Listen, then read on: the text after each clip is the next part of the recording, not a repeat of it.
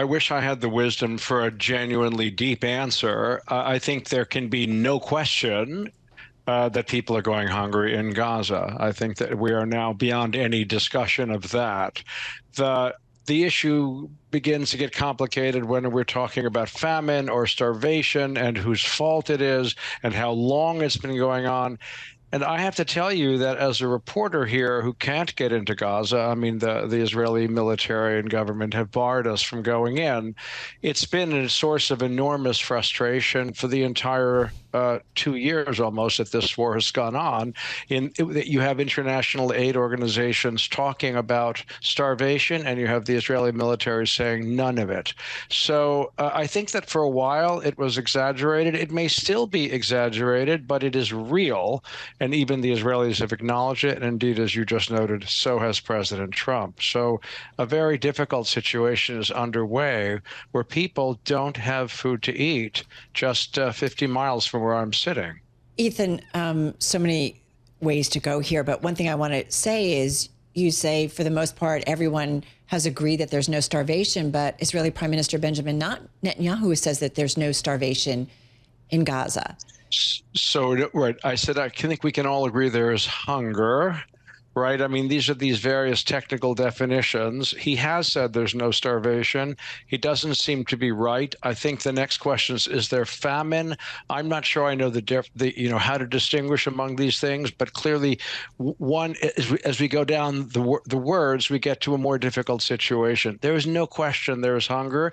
Even the Israeli military, which held a briefing for us a few days ago, used the phrase food insecurity when I pressed the spokesman, the colonel, at some length about it. So there's no doubt about that. But, and we see people, we see what they look like, and we hear people talking about having no food and being afraid of dying from it. So this is not a joke. How do reports of the hunger happening there coincide with Israel blocking aid supplies for Gaza in early March?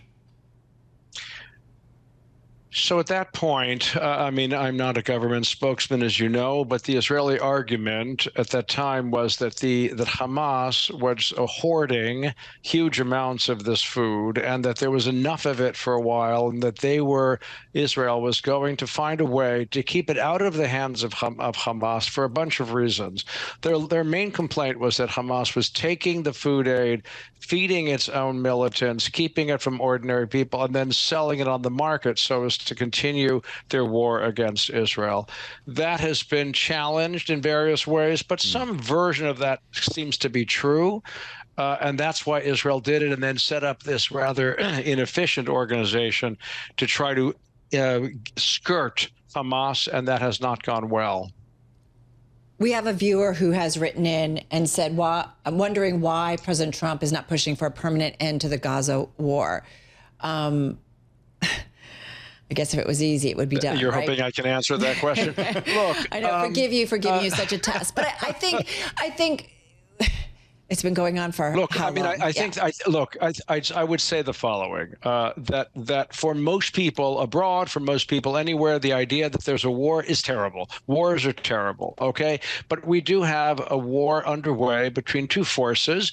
Israel believes that if Hamas is not eliminated, that it will reconstitute itself as a threat to Israel. I think that President Trump is somewhat sympathetic to that idea. Now, while they're trying to eliminate Hamas, if people are starving, if ordinary people have no food, this is a separate issue. So in theory, and again, I'm not the president's spokesman, in theory, if they could flood the area with food over the next weeks, then they could start their war up again, because Hamas is, after all, holding 50 Israeli hostages and has said it will not step down from power or give up its arms, which from Israel's perspective is a danger to Israel. So I think that the president is somewhat sympathetic to that reasoning. Whether that's appropriate reasoning, we can discuss at another time.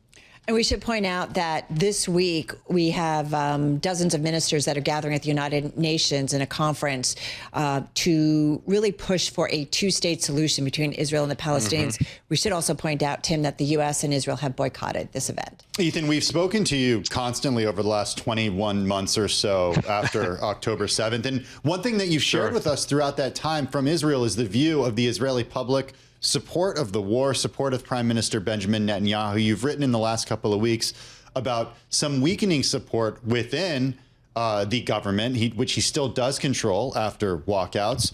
But what about on the ground in Tel Aviv? And based on your reporting, is there still widespread support for this conflict? I think it is weakening. I would say that the photos and the videos of starving people and especially starving children in recent days has taken a toll on the public support, in addition to a range of other things: dying soldiers, the sense that Israel is increasingly isolated internationally. There are increasing reports of Israelis being attacked on the street in Greece and in Austria and so on. So there is a growing fatigue with all that, and Hamas does not been destroyed. So I think there is. We don't have polls yet from this week showing it, but there is. I hear it around dinner tables. I hear it from friends. I hear it from colleagues.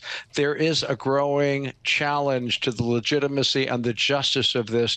If, with all these things happening, people are also starving and the hostages are not being freed. So yes, I can't tell you that there is a majority against the war because I don't know that. But my instinct is that it is dropping. Hamas, how powerful are they still? And I'm just thinking about the attacks in Iran, and we thought the Iranian proxies, and we thought that there was progress on this front. What do we know? Well, we know that they're able to recruit lots of young people to join their forces. It's not surprising, given what's been going on for 2 years and longer in Gaza for ordinary people.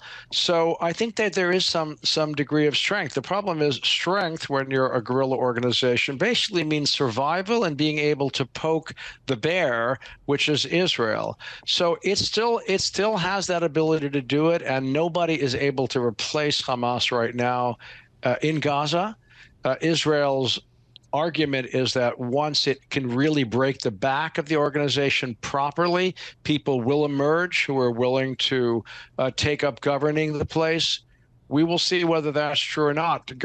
With reference to what you referred to about a two-state solution, the argument there is that non-Hamas Palestinians who are associated with the Fatah movement and with the Palestinian Authority could take over. The Israeli government's argument is that they are not sufficiently different from Hamas. They too teach their children to hate Israel.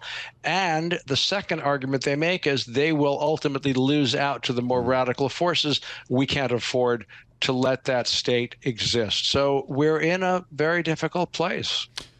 It's an impossible question to answer, Ethan, but it's a question I think worth pondering. If the situation that you laid out is indeed what comes to pass, and I guess I could say if and when the hostages are released, then what? Well, one of the problems with the question, Tim, is that many people believe that the hostages will never all be released because it is the only currency that Hamas holds in order to hold Israel over any barrel of any kind. Now, what may happen is this government may decide that it's gotten all the hostages out through any deals it can, and it moves in fully militarily, and the remaining hostages are either killed or rescued. And then once there are no more hostages, then Israel might continue militarily even further. Or with President Trump's encouragement and the world's anger, this government might return to negotiating with Hamas, indirect negotiations in either Qatar or Egypt, as they've been happening, and some attempt to cut a deal, at least a partial deal. But, what is the future is a very legitimate question, and I don't have the answer. Yeah, it's just amazing and just disturbing from so many different angles, the situation. Do you expect anything to come out of this meeting at the UN? Just real quickly. No, I don't. I don't. Depends by anything. There can't be anything definitive out of it. Right. A state of Palestine will not exist as a result of this meeting.